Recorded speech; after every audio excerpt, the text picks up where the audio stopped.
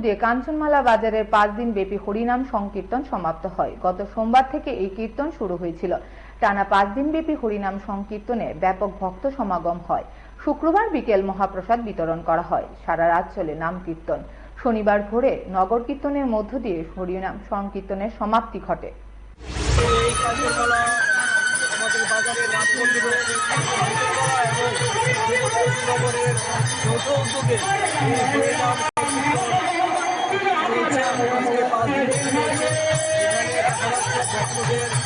বিশাল একটা সমাগম এবং আমাদের যে আজকে মহাপ্রভুর যে মহাপ্রসাদ বিতরণ হয়েছে এখানেও আমরা দেখতে পেলাম সমাগম দেখতে পেলাম। আমরা আজকে 5 দিন বেশি চলছে।